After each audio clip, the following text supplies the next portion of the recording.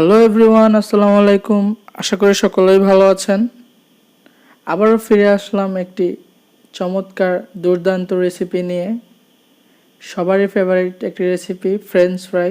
আজকে আমরা আপনাদেরকে দেখাতে যাচ্ছি যে কিভাবে সহজেই আপনারা এগ ফ্রেঞ্চ ফ্রাই বাসায় তৈরি করতে পারেন, ডিম দিয়ে আলুর লাঠি।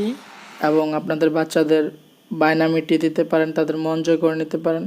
তো গাইজ, আমি স্টেপ বাই স্টেপ সব আপনাদেরকে দেখিয়ে দেব। তার আগে সবার কাছে একটা ছোট্ট রিকোয়েস্ট, যারা এখন পর্যন্ত আমার চ্যানেলটি সাবস্ক্রাইব করেনি, দয়া করে চ্যানেলটি সাবস্ক্রাইব করে পাশে থাকা বেল আইকনটি বাজিয়ে দিন, এবং ভিডিওটা ভালো লাগলে লাইক করতে একদমই ভুলবেন না, এবং ভিডিওটা কেমন হয়েছে অবশ্যই জানাবেন কমেন্ট করে। তাহলে স্টার্ট করছি ভিডিওটা।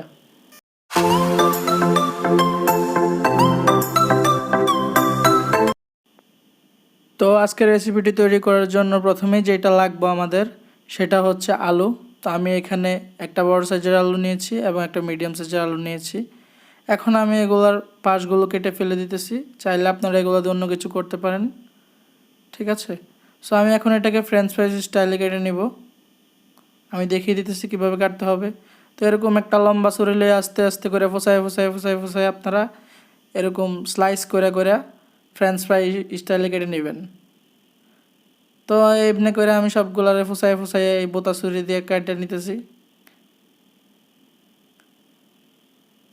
তো বন্ধুরা, দেখতে পারছেন এক এক করে আমার ফ্রেঞ্চ ফ্রাইজগুলো কাটা হয়ে গিয়েছে। তো বোতা ছুরির ধারও বেড়ে গেছে, তাই তাড়াতাড়ি কাটতেছি। তো এখন আমাদেরকে এগুলা ডিম দিয়ে ম্যারিনেট করতে হবে, যেহেতু আমরা এগ ফ্রেঞ্চ ফ্রাইজ বানাবো।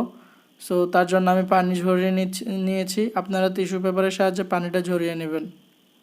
সো এখন নিয়ে নেব একটা গামলা, বল।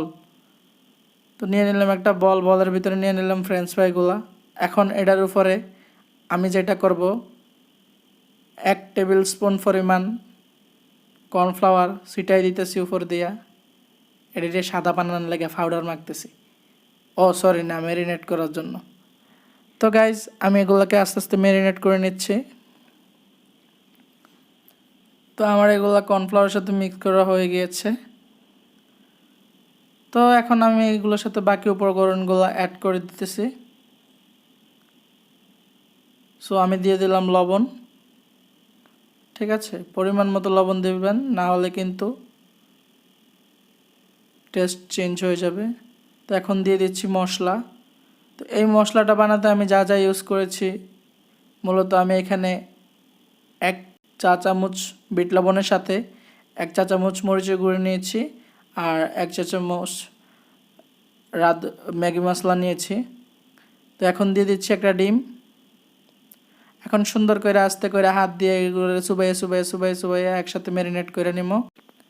আপনাদেরকে বলে দেই, পুরো মশলাটা কিন্তু দিবেন না, হাফ দিবেন। তো আমার ম্যারিনেট হয়ে গিয়েছে। তো গাইস, চুলায় একটা প্যান বসিয়ে দিলাম, দিয়ে দিলাম পরিমাণ মতো অয়েল। সো আমাদের তেলটা গরম হয়ে গিয়েছে। এ পর্যায়ে আমরা ফ্রেঞ্চ ফ্রাইগুলো ছেড়ে দিতেছি।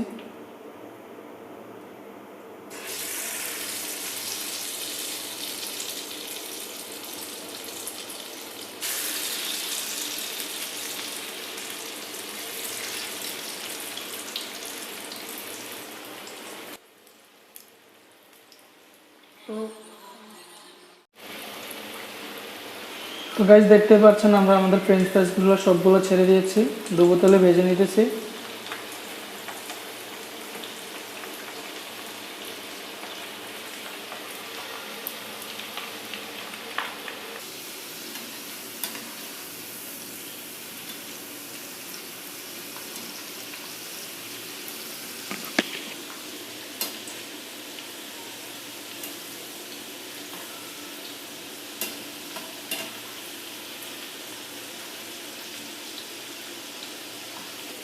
দেখতেই পাচ্ছেন কালারটা চেঞ্জ হয়ে গিয়েছে।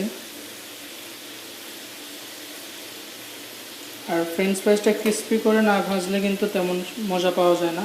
যদি ভিতরে নরম থাকে তাহলে কিন্তু স্বাদটা তেমন পাবেন না। সো সবাই চেষ্টা করবেন ক্রিস্পি করে ভেজে নেওয়ার জন্য।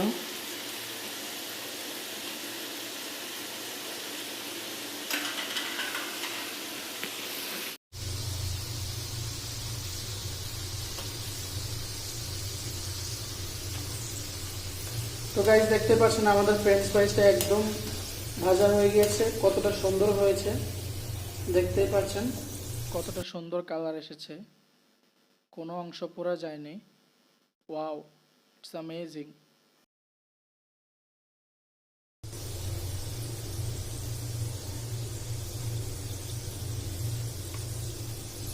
সো এখন আমি এগুলোকে উঠিয়ে নিচ্ছি। সো গাইস দেখতে পাচ্ছেন আমাদের ফ্রেঞ্চ ফ্রাইগুলো হয়ে গিয়েছে। এখন একটা বাটিতে পরিবেশন করে দেখিয়ে দিতেছি। সো গাইস দেখুন কতটা সুন্দর লাগতেছে দেখতে, একদম সুন্দর সুন্দর লাডি, ও সরি ফ্রেঞ্চ ফ্রাই। তো গাইস আশা করি আজকের ভিডিওটা আপনাদের জন্য অনেকটা হেল্পফুল হবে।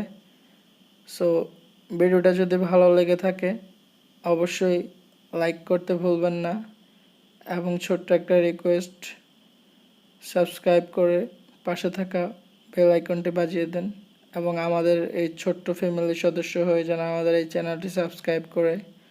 তো গাইজ আপনারা অবশ্যই ফিডব্যাক দিবেন যে কীরকম হয়েছে আজকের রেসিপিটি, অবশ্যই ট্রাই করবেন। তো আজকের ভিডিওটা এখানে সমাপ্ত করতে হচ্ছে, ফিরবো আবার নতুন কোনো রেসিপি নিয়ে। ততক্ষণ পর্যন্ত ভালো থাকুন, সুস্থ থাকুন, এটাই কামনা করি। খুদা হাফেজ, সালামু আলাইকুম।